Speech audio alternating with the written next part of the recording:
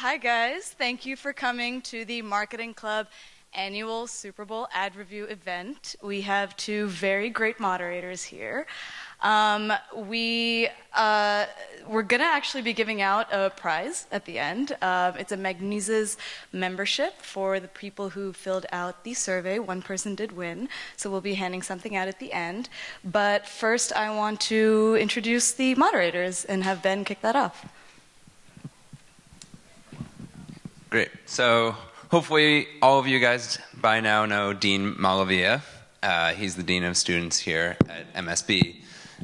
In his previous life, he was a marketing professor at MSB in a number of schools, and before his return to academia was at Nestle selling chocolate and noodles to children in India. And mothers. And then we also have Jimmy Lin, who's an adjunct professor in the School of Continuing Studies. He also teaches a sports marketing strategies class here at MSB. Jimmy has decades of experience in the sports media industry. He is one of the co-founders of Keysway Mobile, which is a media mobile app and program to watch sports. He'll tell you more about that. And previously worked 14 years at AOL Sports, running their strategic partnership. So we're really pleased to have them both, and please welcome them. Good evening. Very nice to meet you all. Are there any undergraduate students here? No? Oh, I thought we were... Oh, there you go. Thank you for coming. Oh, it's one of my mentees. Well, there you go. Yeah. Yeah, it's great to be here. I spent all of last evening... I chose not to go to any Super Bowl party because I just wanted to, do this job, created in big Excel, ranked all the ads, and, I'm happy to share all of that. But, for me, it has always been more about the ads than the game, although the game this year was fun as well. I don't know, should we just kind of kick it off, or do you want to do anything else? Well, first I got to give a prop to this gentleman sitting right here. He's wearing a Broncos t-shirt. He's got the orange pants and socks. And did you see the thing about winning teams and 9 months after what happens? Just checking. That's part of the that was the NFL campaign. The one thing though, I just want to add a little bit of context here. What's up, Brian? You got out of class? He's an undergrad. Redskin fan, I like. So what's interesting is really, and I like the fact that we're going to cover a wide array of commercials, but two of my favorite are the Mean Joe Green Coca-Cola commercial and the Apple commercial. But it's interesting in doing the research for this is that as recently as 30 years ago, 1985, it didn't cost more than $1 million to run a commercial in the Super Bowl. And then even as recent as 1995, it was about $1.2 million. But now it's about $5 million to buy that 30-second spot. So it's amazing to see it. And there's lots of reasons why. So we want to touch base also on the impact of social media, which is has really changed the ad game. But the Apple commercial in particular is important because it's the first time that a commercial was created specifically for the Super Bowl. So we'll get more into the history. There's some pretty cool facts about that before we run that spot.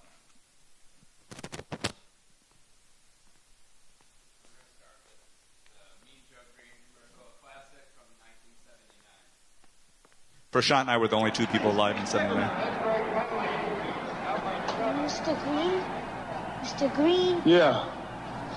You need any help? Mm-mm. I just want you to know, I think you're the best ever. Yeah, sure. Want my Coke? It's okay, you can have it. No. Really, you can have it. Okay. A Coke and a smile makes me feel good, makes me feel nice. Be around. That's the way it should be. I like to see Hey, kid. the whole world smiling with me. Coca-Cola as life. Have a Coke and Thanks, Mean Joe. smile.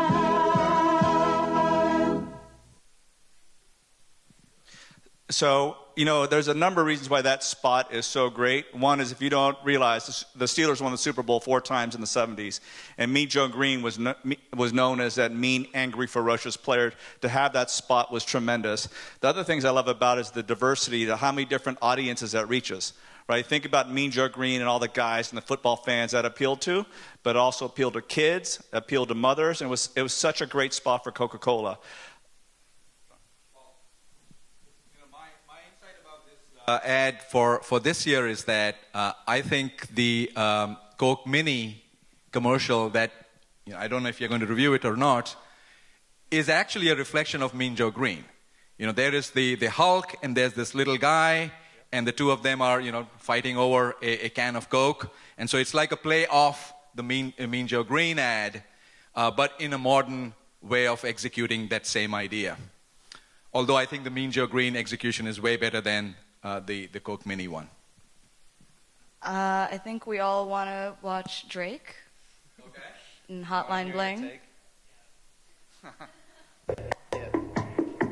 You used to call me on my cell phone. Good. Whoa, good. Perfect. Here are the changes. I love changes. When you say call me on my cell phone, just add device eligible for upgrade after 24 months. Genius. Genius. I'm so glad. And after going places where you don't belong, add Mexico and Canada are not included. I've told a lot of people I'm from Canada, but I lied. You know what? Also, you need to include that streaming music will incur data charges, so just slip that in there. Sneak that in there. fantastic idea. And you can't say you got exactly what you asked for because we never give them what they ask for. Unless they ask for hidden fees.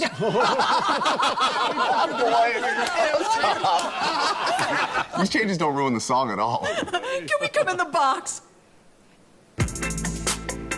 Other wireless carriers ruin everything. Switch to T-Mobile, the Un-carrier.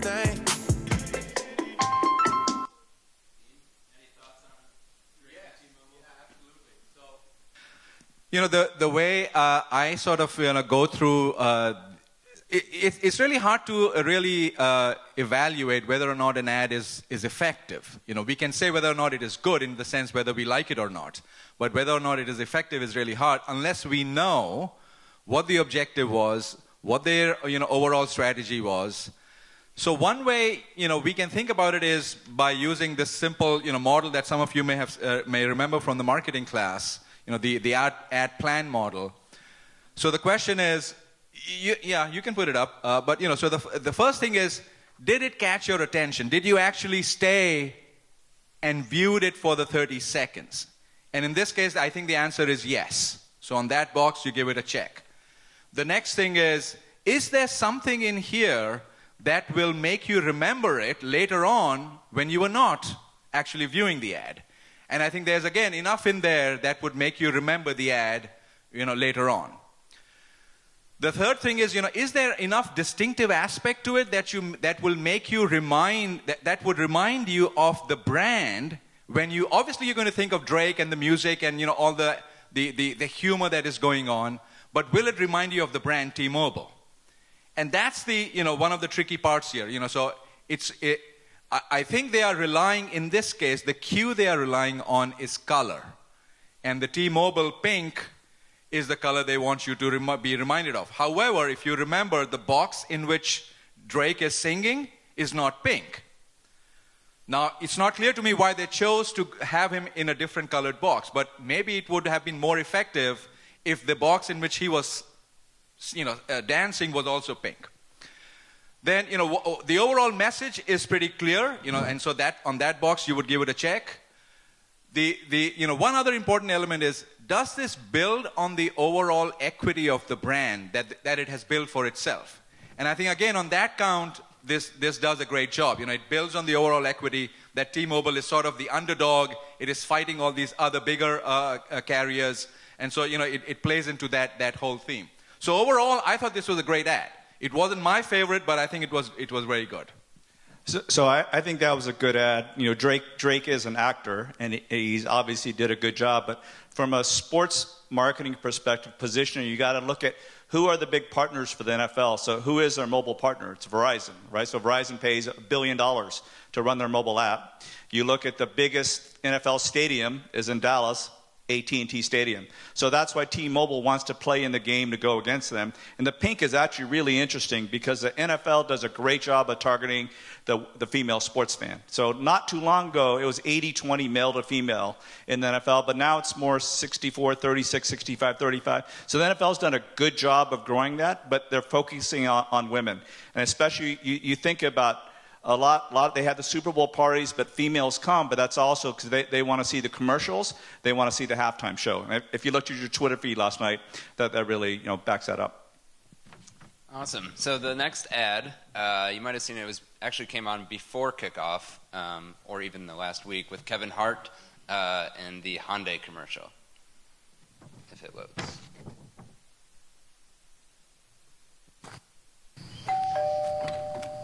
Oh. You look good. Thank you. Hey! See the guy taking my little girl out, huh? Yep. Huh. You know what? Why don't you go ahead and take my new car? Thanks, Pops. Go ahead, baby.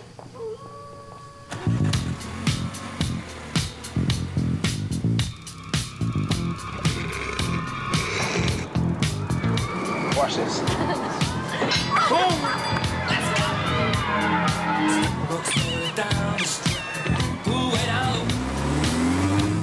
Favorite spot? Favorite girl? You messing with the wrong daddy! I'm taking you home. Why? Car Finder on the Hyundai Genesis. Back so soon? Here you go, sir. Because a dad's got to do what a dad's got to do. Honey, what'd you guys do tonight?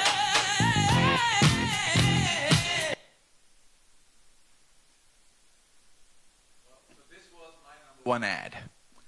I thought it did a fantastic job of grabbing my attention. It gave enough, it used the celebrities and the whole story of what's going on in the life of this girl. Enough linkages in my mind for that I would remember the ad later on. It was very clear about its message. The execution was not confusing. And overall, it builds the equity of the Hyundai brand, basing it on the past, but also building it for the long-term future.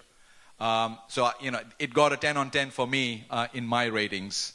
And from what I found out, it was actually rated the #1 ad on the USA Today poll as well. So, yeah, it's interesting because if you look, there's a shift been over the last 20 years. Where it used to be food and beverage. Pepsi was the largest advertiser, so the food and drink from 95 to early 2000s. And then it became Anheuser-Busch, Budweiser. But in the last 5 years or so, it's become cars and technology. So there were, I don't know if you realize, there were actually 9 car advertisers in the Super Bowl last night. And that goes back to the big picture is, can you afford to pay for a commercial in the Super Bowl? And for the car companies and the movie studios, yes, you can. But for some of the startups, maybe you can't. So it's pretty interesting. So it goes back to what Professor Malavia said. It's such a cool ad. Do you really remember Hyundai? Hopefully you do. So our next commercial actually was not pre-released, so it was a big surprise for all of us. It's the Doritos Ultrasound.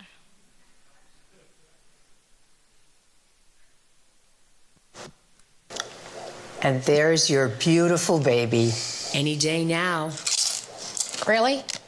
You're eating Doritos? He's eating Doritos on my ultrasound. Do you see what I have to do? I know.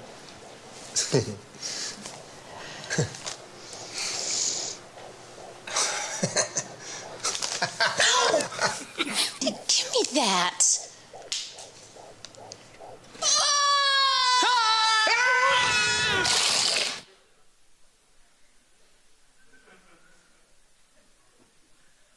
So, I don't know if you know the story behind this one, but for the last 5 years now, Doritos have been running this campaign where they ask consumers to generate advertising for Doritos. They typically get about 1,000 entries. The brand team evaluates the entries and then comes up with a list of the top 10 ideas. They put the top 10 ideas online and consumers vote on it. So every year, the top 2 vote getters are the ads they end up creating and showing. So, there was this one, and there was also the Dogs Doritos commercial this year. Both of these are consumer-generated advertising. And 2 years ago, we published a piece of research where basically what we found was that it wasn't surprising that consumer-generated advertising actually resonated with consumers. You would expect that. But the reason why it resonated was what was interesting. The brand managers at Doritos had expected that it would resonate because somehow consumers have a better insight into what the motivations of other consumers might be. But it turns out that when consumers realize that an ad is consumer-generated, they think that the person who has created the ad is an expert and that this is an expertly created ad, and therefore they like the ad, and which in turn creates a halo effect for the brand. And so, so this has been going on at Doritos for a while. Other brands have tried to do the same thing. Unilever has a few brands that they have used this for. For a year, even Heinz used it, although this year the Heinz, I don't know if you're going to see the Heinz one, that wasn't a consumer-generated ad. But this whole trend of using consumers to create advertising is growing, and it has overall mixed effects. One of the most successful brands in this area has been Doritos. Yeah, it's interesting. You guys are graduate marketing students and understand being involved on the brand side or agency side to get involved with a Super Bowl commercial can be a great thing. It can make your career, but it can also break your career. And so it's amazing how much pressure there's put on it. I mean, I have a few high-level friends that are CMOs of big brands and leagues that actually lost their job because the Super Bowl commercial was so poorly planned and executed and judged so poorly. The story I like to tell is I was at AOL from 95 to 09 running their sports partnerships. And I know AOL is not relevant to most of the people in this room now, but back in the day, we were Apple, Google, Facebook is now. We had a market cap of $180 billion. So one of my highlights was, Professor Malavia mentioned the USA Today Ad Meter. So that started in 1989 where people actually voted on the commercials. That's really cool. But at AOL, we were trying to do, what can we do to make this thing different? So we actually create the first interactive live polling of commercials. And so trust me, we got a lot of pushback from the league and the networks, but then we were able to, it used to be the quarter had to run, but then we'd run the commercials and people voted on them. So that actually broke internet records back in 2000, early 2000s. So that was a highlight, right? That was a cool feature that you created on AOL that got a lot of publicity. But a low light was actually 3 years later. We paid $10 million to sponsor the Super Bowl in 2004. So you probably said, so what? But that was the Janet Jackson, Justin Timberlake. And I was sitting next to our chief brand marketing officer. He was like, what the F just happened? And if you see what happened is back then, NFL was very risque. They hired MTV. So it wasn't just Janet and Justin. Kid Rock had the wrong beer brand. Another hip-hop rapper was grabbing something. Like, all the stuff went down. So literally, people lost jobs because of that. And so for us, it was a poorly executed. Our commercials didn't make sense. The halftime show, AOL was trying to change from a subscription service to a free AOL.com. We were supposed to stream the halftime show for a full week. Well, the lawyer and I got called into the NFL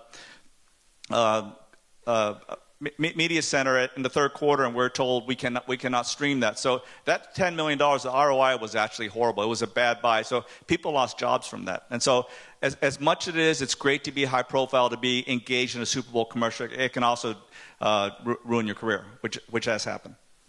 Can I ask you, Jimmy? Yes. This year, which ad do you predict will make somebody lose their job?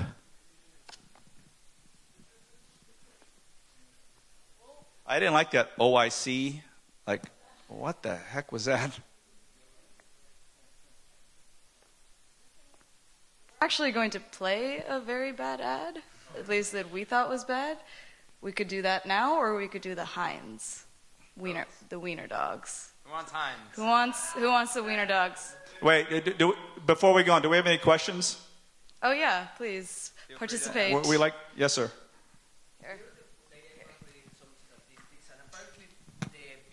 On the Super Bowl have only increased 2 times, and the costs have increased way above that. So my question is, what do companies pay for when they put an ad in the Super Bowl? Is it impact? Is it word of mouth?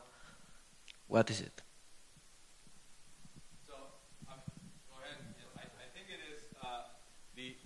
So the audience for last year's Super Bowl, I don't know if the number's been released this year, but last year's was the highest ever in history. This year will be close to that. So certainly in the US, it is the biggest viewing occasion. So if you're looking for reach, there's no better occasion than to get reach. So, so there's some other calculation which suggests that in order to get the same level of reach, you will end up spending a similar amount of money. Not as much as this, so there is still a premium on Super Bowl, but if you want the same 10, 20, 120 million people, you will need a similar amount of dollars. The other thing is that the global audience for Super Bowl advertising is estimated to be close to 500 million people. So if you are a brand like Coke or Pepsi that has a global reach, then this makes even more sense. But I don't know, maybe Jimmy. Yeah. I mean, you have differences of opinion what your strategy is. And so I like to, Under Armour is a brand I'm very close to. I was consulting for them. So would it make sense for them to allocate $5 million for a 30-second spot? I would argue no. They could do a much better job of sponsoring 5 colleges, right, basketball and football teams, who are getting those impressions in-game every time they're on TV. And who knows, like the one year they had Auburn went to the national championship. They got so much bang for the buck. So it depends on where you are as a brand. And, a professor, he mentioned it. I always laugh. I love the NFL. They were my client. But they are so arrogant, right? They are the hottest league in America. I love when I remember going to Lausanne in 2000 for the International Olympic Committee New Media Summit. I was with the CEO of the NFL. He was so cocky. Man, no European even cared about NFL, right? It's just football, soccer, and F1. I remember a couple years ago going to Brazil to meet with 7 of the top sports execs the day after the Super Bowl. Not one Brazilian sports exec watched the Super Bowl. So it is a great sport here, but if you compare the numbers to the World Cup, I mean, the World Cup in Brazil in 2014, over 1 billion people tuned into the final. I mean, compare that. So it goes back to where you are as a brand and what you're trying to reach. Thanks. And so by popular demand, it sounded like we'll move to the Heinz commercial and watch wiener dogs and hot dog buns.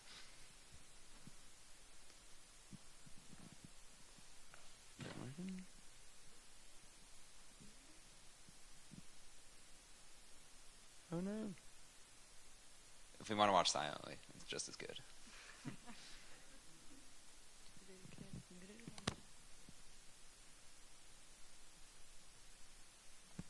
Also forgot to mention that this is an interactive discussion, so if you guys have any questions, raise your hands, and we'll pass the mic out. Wait, can you stand up so we can all see your orange pants and socks? That's money, man. It's all about his brand. I don't know about the shoes, but, the color. They're cheap shoes, but they look great. Dude, I'm trying to ask a question here. Go ahead. Just curious about the rationale behind the T-Mobile ad, because I think Sumana really hit it kind of on the head when she said, let's go to the Drake ad and not the T-Mobile ad. So I think a lot of times you kind of get lost in that and then just kind of put up the little symbol at the end. And you see that all the time in the advertising. I'm wondering, has there been any studies done anything that kind of shows the viability of an ad like that and why it keeps happening if it's really kind of easy to lose the brand? Well, I think that's the big problem with a lot of Super Bowl advertising. So there was one study a couple of years ago, and the bottom line conclusion they reached was that if you want to have a Super Bowl ad that's going to be considered a good ad or successful, have a dog, don't have a cat, have a baby, and throw in another animal if you can. And that's it, you are done. Now, if you really want to be successful with only, this is if you want to be successful across the board in terms of your target audience. But if you're only appealing to the, slightly more adult population, then make sure you throw in some sex in there as well. Now, all of this makes people remember the commercial. The big challenge is how is that linked to the brand? And, which is why the story that is being told in the commercial has to weave the brand in. And so what T-Mobile is trying to do, at least, is that, we are the brand where all of these bureaucratic red tape doesn't happen. And they are using, this guy, a celebrity who we recognize as basically he's being used as the cue for you to remember. And that's exactly what Sumana remembered, the Drake ad. Now, hopefully she also remembers maybe second, not the first thing, is the Drake ad for T-Mobile. But if that's not happening in her mind, then yes, they have failed. So, it's always a challenge. Yeah, the brand really has to do their research and look at the personality. I mentioned Peyton Manning. You can probably name a couple of his spots, right? I say Peyton Manning. Who do you think of? Papa John's. Right? You saw who's the first guy that kissed him, right? Papa John's, right? Oh, by the way, you like that he mentioned Budweiser twice? Budweiser didn't pay him. He was like a NASCAR driver. As soon as he wins, he mentions all the brands. What about Aaron Rodgers? See, so that actually works. And so you have to do your research and make, one of my favorite, again, I'm dating myself, but the Mars Blackman commercials for the Jordan brand when it came out were such great spots, and it always resonated. So it depends. So I don't know if Drake would make me think of T-Mobile. So great question. Can't forget this evening or your face as you were leaving, but I guess that's just the way the story goes.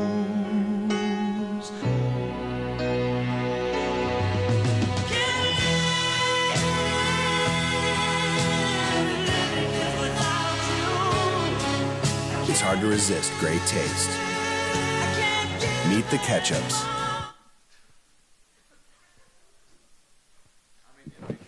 Everything. There's so many puppies. There's a little kid in there. You just have to love the ad. There's no way around it. You had no choice in the matter here. So that actually finished number 2 in the USA Today Ad People Meter. Right? Does it work? I mean, it didn't resonate with me, but again, it goes back to the mothers, the kids, and so forth. So it depends where you are. Do you guys know what the top 5 were? We're going to definitely talk about that.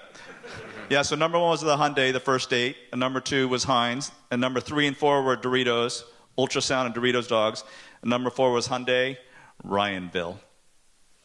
Yeah, see?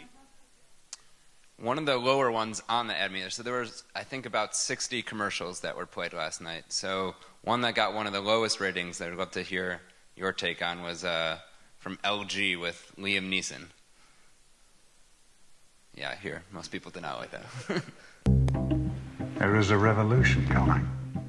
Excuse me? What do you mean? The future is staring back at us like a perfect picture on glass. And this future, it must be protected. What's it got to do with me? Look. What is it?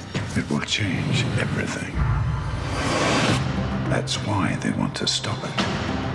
They will come after you without cease. Because the future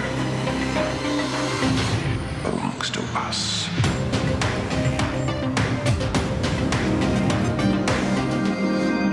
LG OLED. Perfect picture on glass.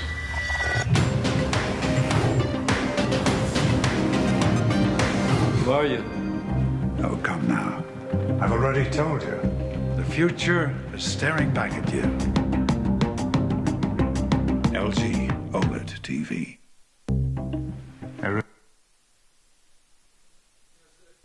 I often refer to ads like this as a classic example of category advertising.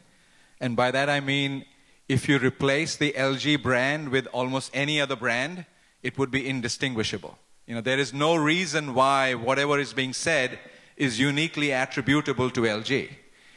And that's a classic example where you essentially fail to do the most basic part, which is link the brand to whatever benefit or that you're offering the consumer. And so here, the only thing that presumably we will walk away with is LG with Liam Neeson, who is not an actor that many people would know. I mean, unless you have watched all the Taken movies. And it's not even clear that, it simply says that the benefit is that this is the next sort of generation.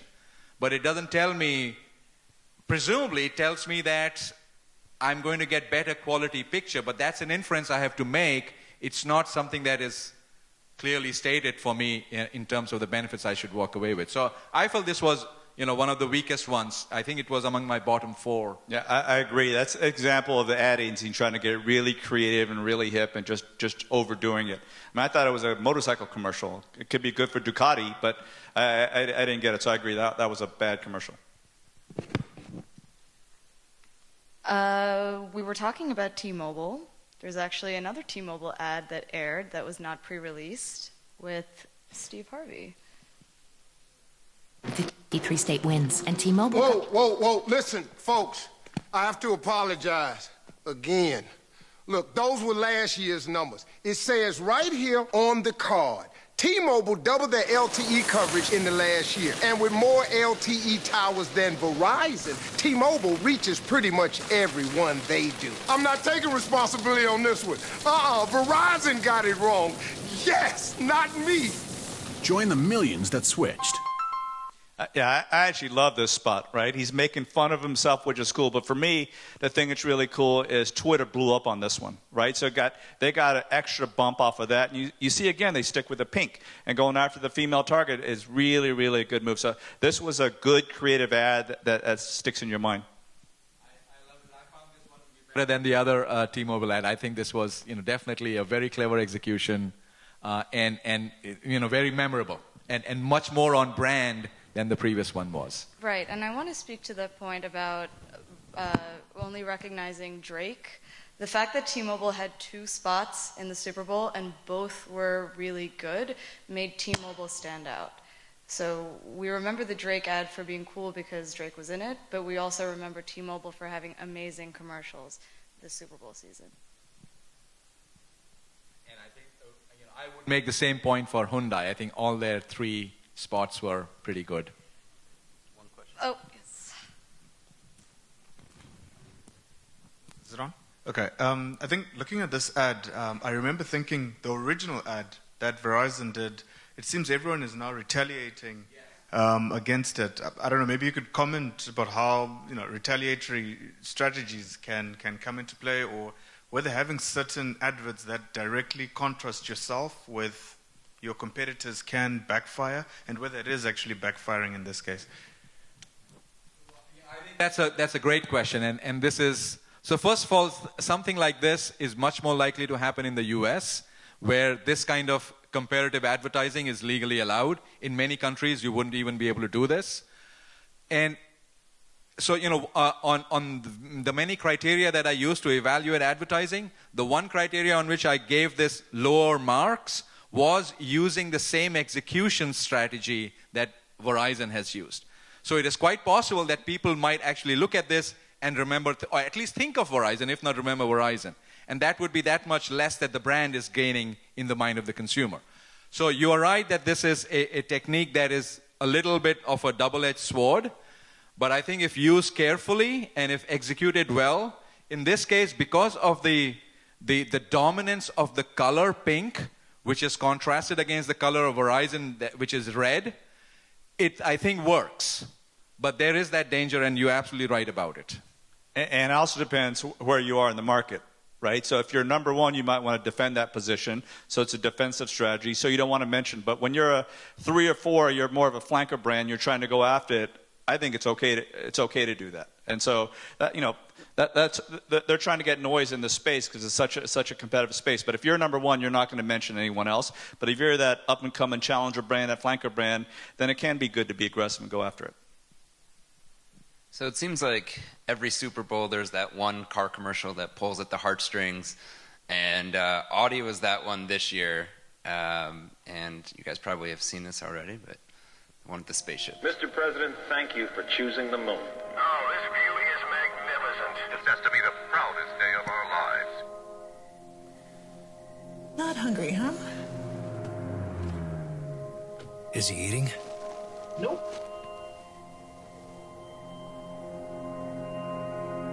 Okay, Commander. Come with me.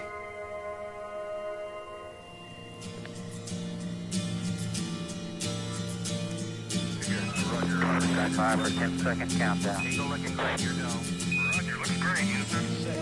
5, 4, 3, 2, 1. There's a star.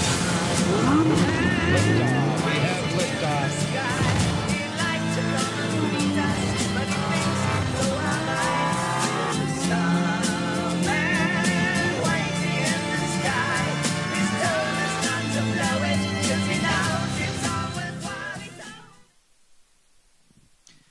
Yeah, there's a lot of reasons that commercial, I love that commercial. I thought it was top 3, top 5. And part of it's personal. I lost my dad to Alzheimer's 8 years ago. I can relate to that, right? And Audi is a upscale, older, so there's a lot of kids out there or people out there that have parents that are elderly, and I thought they hit that target market really well, and obviously the music, right? David Bowie, going with Bowie in there. And if you saw, I mean, just follow your social media, you saw the reaction when David Bowie passed. It was unbelievable. So I thought it was a great great punch, and I thought Audi hit it out of the park on this one. So I don't actually share that view. I wasn't sure about this one. So I mean, I get that it is very emotional, and I think that definitely works. Where I had issue with the campaign and with the ad was it wasn't clear how it builds on the Audi campaign. It looks like they're introducing a new tagline. The moon brings out the best in all of us, or something like that. Now, unless this is the first move in a long-running campaign where that's going to be their new tagline, then I'm okay with it. But if, everything I've seen about Audi so far, the emotional tonality doesn't fit with the Audi brand. Historically, the Audi brand has been much more about people being passionate and being, in many ways, almost arrogant about the fact that they are Audi drivers. This is a very compassionate, gentle, caring sort of a scene. So, the emotions didn't fit with the history of the brand. The tagline didn't fit with the history of the brand. So while on its own, the ad is great, I'm not sure what it does for the brand. Yeah, I hear you totally there. What's also interesting is like their competitive set.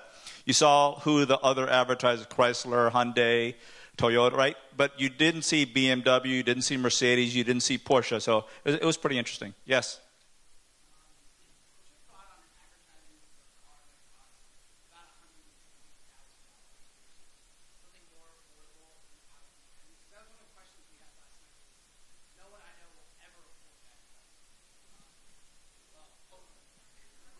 Do you know what the professor drives?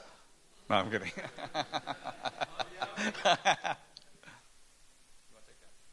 Well, I mean, I think, Jimmy is right that, it's a brand which is, at least this model is a niche model.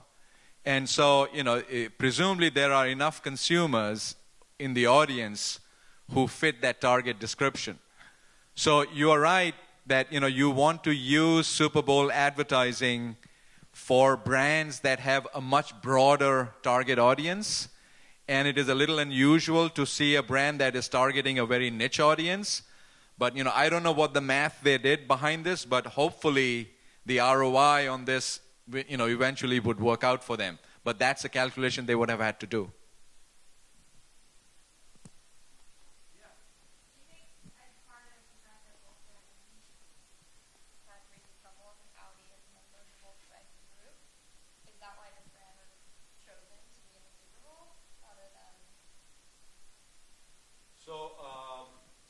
In the US, there are only 2 Volkswagen brands. Actually Porsche also, so now 3.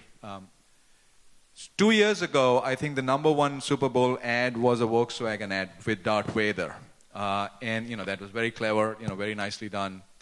And it fit the brand target of a family, whereas here it is, an older, slightly older person, probably a little better off. So, I don't know if Volkswagen chose not to advertise because of their current problems. You could almost argue the exact opposite, that they should have used this opportunity to overcome their image problems. So, I'm not sure if that would have been, I don't know, Jimmy, would that be a consideration? Yeah, but, the Volkswagen, what they did was great with the Force, with Volkswagen. That actually is known as a game changer in marketing, because they're the first time, instead of saving the commercial and running it during the game, they released it early, right? So they released it on the internet. They used social media. It ran on YouTube. They got so many impressions. So they got as much bang for the buck outside the Super Bowl as in-game. I think that's the right way to go. I mean, if I had a brand, I would definitely utilize PR. I would use social media. I'd use all the different social media channels, so you're getting a lot more bang for the buck. So the next commercial, you might have noticed, played a couple times during the game. And Jimmy, you and I had spoken previously about the importance of a commercial being in the first quarter versus third quarter. We'll watch it, and maybe you can comment on the importance of that. Wow, looks like we're moving on up to the east side, to a deluxe apartment in the sky. We're moving on up to the east side. We're finally getting up real high.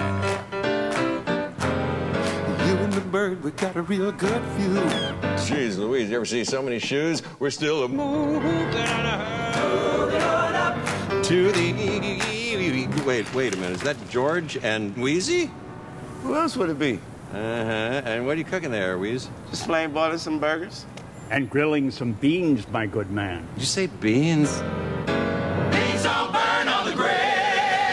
And don't forget about my signature apple pie. We finally got a piece of the pie. Change your apartment, change the world. Yeah, my point to Ben was, when do you actually buy an ad when you're negotiating and upfront to get the spot? I mean, do you buy it in the first quarter, second quarter? When do you buy it? And so it's a risk, right? So if you did this a couple years ago, sorry about that, when Peyton was in the Super Bowl and got totally thrashed by Seattle, by the second half, people are tuned out. So if you bought that ad in the second half, you're not getting really good ratings or ROI on that. Last year's Super Bowl was fantastic because it went down to the final play and people stayed engaged in the game. So when are you actually buying that? So that was actually a pretty good defensive positioning by the agency by buying two spots in the game, ensuring people see that. And I also just thought the creative was interesting because if you don't know, they're talking about moving on up is from the Jeffersons and Jordan Wheezy. So people just assume you're going to see George and Wheezy, but instead you saw George Washington and Wheezy the rapper. So again, this skews older. I thought it was a pretty interesting ad. That the fact that they bought multiple positions probably got them a cheaper buy as well. So they must have negotiated a better price. No, I thought this was a great ad. It was one of my top 5 favorites, I think. It had great execution. It had lots of memorable things in it that would let me remember it. And it's for an unusual brand, which I think they made a good connection to it by through the music. So, if Apartments.com is really trying to, become a dominant brand in the mind of consumers, and it's a brand that potentially appeals to everyone, not just a very narrowly defined segment. So this was, a good place for them to talk about their brand. Yep. I've always been confused by these commercials with Jeff Goldblum as sort of a Steve Jobs-esque character. I was wondering if you could just sort of opine on them. I don't get them. You don't get Jeff Bloom in general? I guess I don't understand what they're going with, the sort of like big megalomaniac CEO. I don't understand what they're going with. And they're actually giving him a name, Brad somebody or the other, who's like this. Yeah. So, I think the fact that you have even thought about all of this is exactly what they're going for.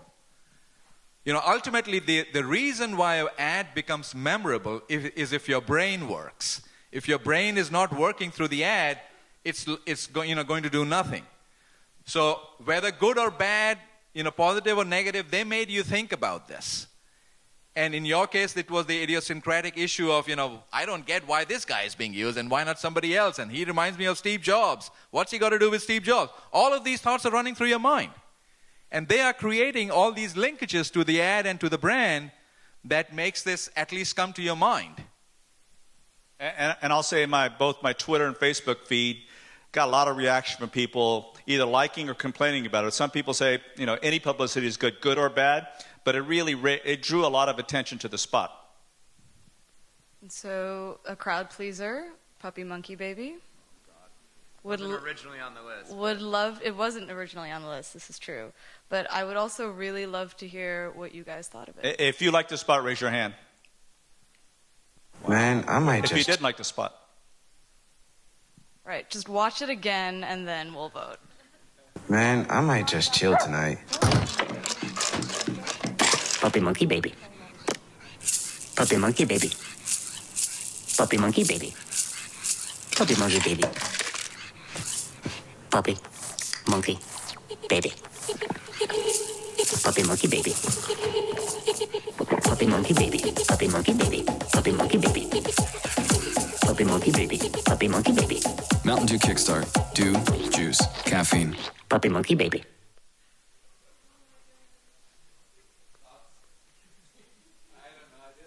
Confusing. I mean, I get it that they are being sort of, originally when I saw this for the first time, I thought this was like, a spoof of, of something that they are using the three very common execution mechanisms of having a puppy and, having another animal and having a little baby. Say, okay, let's create a new thing called Puppy Monkey Baby.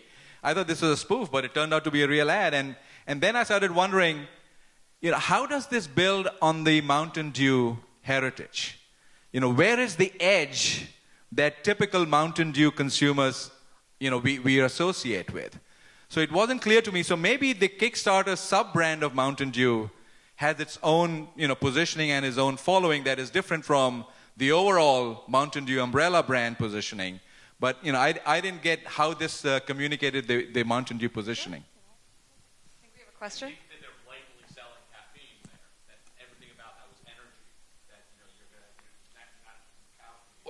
And so Do the Dew showed caffeine a lot better than three guys, doing some silly dance. Okay, all right. Do you want to vote again? How many people did like Yeah, who liked that ad? Raise your hand. Who disliked it? Oh. I'm with the majority. I hated it. But again, I'm out of that demo. Skews much younger. Let me ask the undergrads. Did you two like it? Ryan? What? Isn't the value here in memory? Like, even if you hate it, you know about this commercial. It's all about recall. It did create a lot of buzz, but, And Ian, that was my point about, the Jeff Goldblum as well. That, if you this creates, a memorable thing, then, maybe it's fine. But, the difference between this and the apartments.com commercial is that actually says something about the brand that I think I will take further with me. So in case I'm interested in apartment or something, I might remember to go there. It's not clear to me if this is appealing to the loyal Mountain Dew consumer who has a certain image of the brand, or if it is trying to cultivate a new segment that is different from the typical Mountain Dew consumer. So it left me a little confused about their overall strategy. Maybe they have a reason.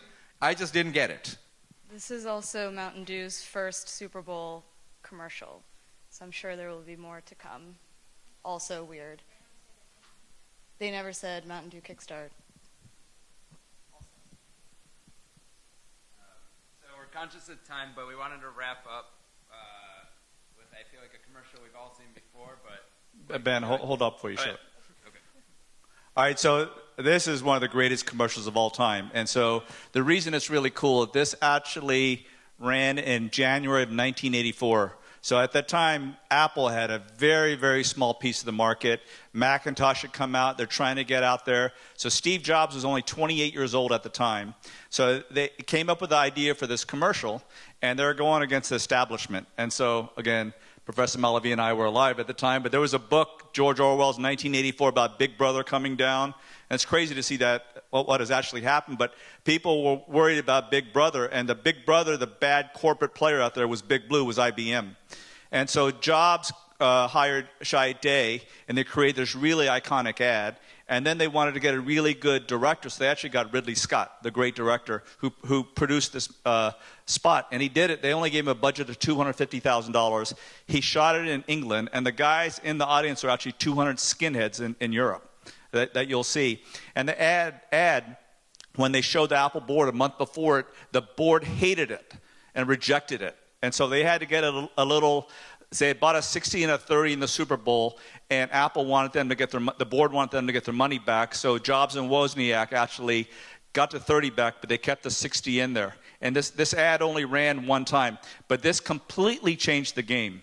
This ad cost $800,000 to run. The year after that was when it surpassed the $1 million mark. But it's also the first time a brand and agency created a spot specifically for the Super Bowl. So since this spot in 1984, the game has changed and people are creating ads specifically for the Super Bowl. So that's why this is such an iconic and wonderful ad. Today we celebrate the first glorious anniversary of the information purification directives. We have created for the first time in all history a garden of pure ideology where each worker may bloom, secure from the pests, obeying contradictory thoughts. Our unification of the votes is more powerful a weapon than any fleet or army on earth. We are one people, with one will, one resolve, one cause. Our enemies shall talk themselves to death, and we will bury them with their own confusion. We shall prevail. On January 24th, Apple Computer will introduce Macintosh. And you'll see why 1984 won't be like 1984.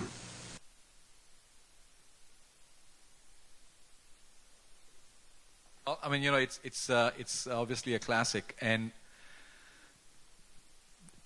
so this ad launched the new Apple brand, and it was followed by 2 other executions that were that built off of this. So if you notice in this commercial, you don't even see a picture of the product, let alone anything about its features or anything like that. So part of the discussion that was going on in the boardroom was that, how does this sell product? And clearly by itself, this doesn't do it. But the idea was to create an awareness for the brand that would then allow the brand to talk about what it does compared to a PC or anything else. So the 2 follow-up ads is where they started to get their sales. This was just a way to create a big bang. I mean, what we call viral advertising today, this is a great example of viral advertising in the good old days. Yeah, and this goes to the genius of Steve Jobs. I mean, you guys weren't really alive or old in '84 and realize, I mean, think now. I have my iPhone, I got my watch, I got my Mac Air. Like, most of you guys have Apple, but back then people did not have Apple. I mean, look what their market cap is right now. But they were nothing back then. It was like the artists and the hipsters used Apple, but people didn't use Apple. People used IBM and Osborne and different computers. So this is such a wonderful ad for what it created, and the legacy, I mean, is played all the time over and over. Before we close, is there a crowd request for a commercial that you really liked? We're happy to play it. Can I request a commercial? Sure. So, one of my favorite commercials around this theme is the Old Spice. I don't know if you want to see it. Hello, ladies. Can we bring that up?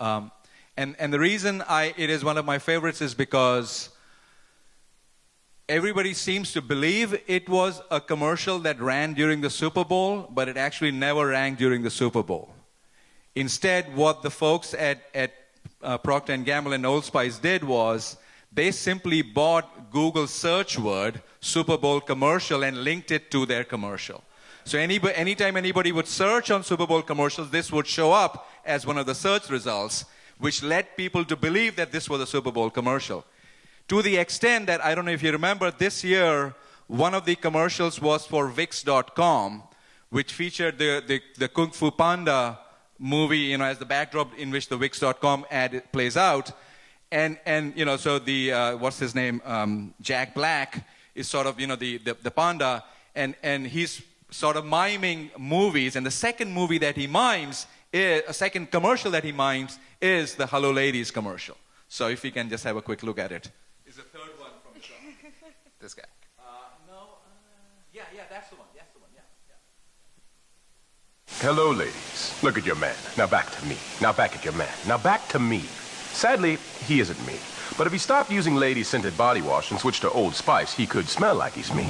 Look down. Back up. Where are you? You're on a boat with the man your man could smell like. What's in your hand? Back at me. I have it. It's an oyster with 2 tickets to that thing you love. Look again. The tickets are now diamond. Anything is possible when your man smells like Old Spice and not a lady. I'm on a horse. Black says, I'm on a tiger. And then the tiger reacts. So, it was a straight spoof of this. But, even that ad, the Wix.com ad, seems to suggest that this was a Super Bowl commercial when it never was. And by the way, this campaign increased the sales of Old Spice 107% in the 3 months following the launch of this ad. I think next year it'd be great to do a GMA poll during the game and then have the students vote on the best and worst, and we can compare it to the People Ad Meter, right? Yes, questions? Brian?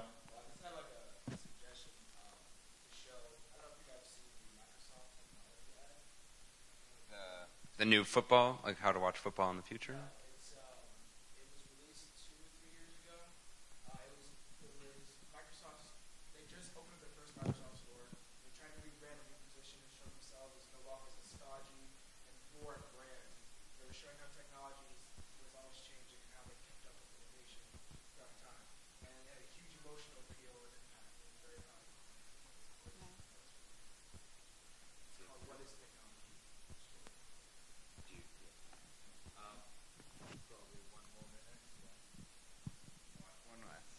Well, let me ask another question, and while we search for it, because Professor's got to go. Any other questions? Anyone else raising their hand?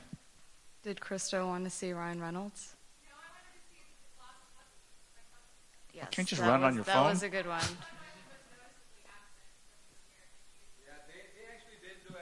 As I thought they would. I mean, the Bud Light ad was better than the Budweiser ads. I mean, Helen Mirren did a good job. Yeah. That got a lot of good. But that was more of a PSA rather than, a Bud ad. Yeah, it seemed so defensive. I mean, it came across as so defensive, that ad, that, I don't think, it showed the Clydesdales at the beginning, but then, nothing else happened sort of, through the rest of it. I mean, they have told such great stories. Last year, their puppy won, so I don't know why they walked away from the puppy. They should have had another, next chapter in the story of the puppy. Yeah. But by the way, another interesting exercise for GMA will be another big, huge tentpole initiative that programmers create ads for are the Grammys. So they're a week from tonight. So obviously a different audience, but it'll be interesting to see what commercials run then. Well, unfortunately, we have to close. The Dean and Jimmy both have an event to go to after this, but I'm glad we're fortunate enough to know which soap Dean Malavia buys now. But please give them a round of applause, and thanks everyone for coming.